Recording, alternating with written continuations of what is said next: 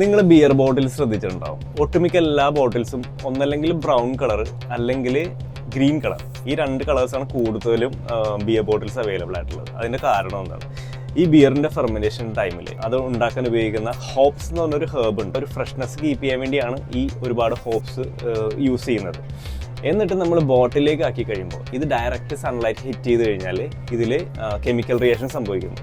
ഈ ബിയറിൻ്റെ അകത്തുള്ള sulphur contained proteins ഉണ്ട്, ഇത് റിയാക്ട് ചെയ്യുന്നു. ഇത് റിയാക്ട് ചെയ്തിട്ട് ഒരു ഫൗൾ സ്മെല്ല് ഉണ്ടാക്കുന്നു ബിയറിന്. അപ്പോൾ അതുകൊണ്ടാണ് അത് ഉണ്ടാവാതിരിക്കാൻ വേണ്ടിയാണ്. ക്ലിയർ ബോട്ടിലാണെങ്കിൽ അത് ഉണ്ടാവും. അപ്പോൾ അത് ഉണ്ടാവാതിരിക്കാൻ വേണ്ടിയാണ് ഇതിൻ്റെ പ്രൊഡ്യൂസേഴ്സ് ഈ ബ്രൗൺ അല്ലെങ്കിൽ ഗ്രീൻ ബോട്ടിൽസ് യൂസ് ചെയ്യുന്നത്. കൊറോണയുടെ ബോട്ടിൽ ക്ലിയർ ആണ്. അതിന് കാരണം എന്താ? കൊറോണയിൽ വളരെ കുറച്ചൊരു പോർഷൻ മാത്രമേ ഹോപ്സ് യൂസ് ചെയ്തിട്ടുള്ളൂ.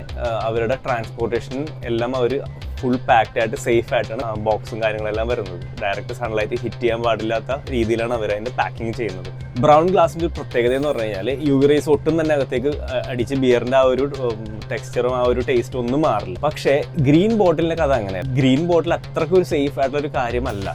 അത് ശരിക്കും പറഞ്ഞാൽ ഒരു ട്രഡീഷൻ്റെ ഭാഗമായിട്ടാണ് ഗ്രീൻ ബോട്ടിൽ വന്നത്. സെക്കൻഡ് വേൾഡ് വാറിൻ്റെ കാലത്ത് ബ്രൗൺ ബോട്ടിൽസ് ഒട്ടും തന്നെ കിട്ടാതെ വന്നപ്പോൾ ചില ഫേമസ് ബ്രാൻഡ്സ് ആയ സ്റ്റെല്ല, പിന്നെ ഹൈനിക്കൻ, അവരൊക്കെ ഈ ബ്രൗൺ ബോട്ടിൽസ് അവൈലബിൾ അല്ലാത്തതുകൊണ്ട് ഗ്രീൻ ബോട്ടിൽസിൽ പാക്ക് ചെയ്ത് എക്സ്പോർട്ട് ചെയ്യാൻ സ്റ്റാർട്ട് ചെയ്തു.